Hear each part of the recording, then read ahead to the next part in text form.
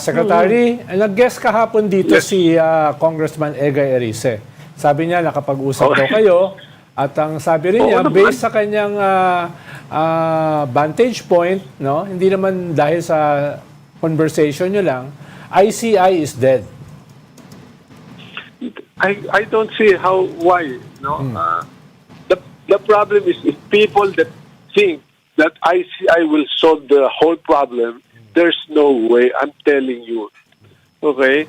So people's expectations should not rely only on one institution of a committee that was hurriedly executed. Let's face it, lumabas yung EO, walang budget, walang support.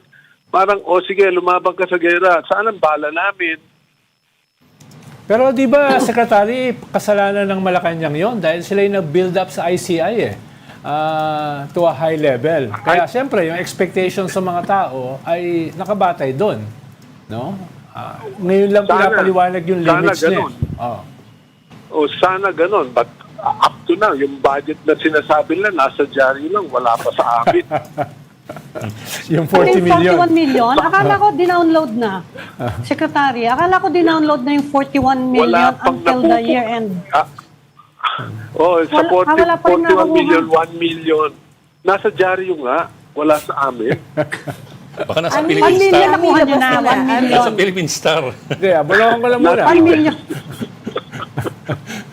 Secretary, Hindi, Malacanang announcement yun eh. Malacanang announcement yung 41 million. Hindi, We're saying 1 million tama pa lang ang yun. nada-download. Tama yun, 1 million. 41 million.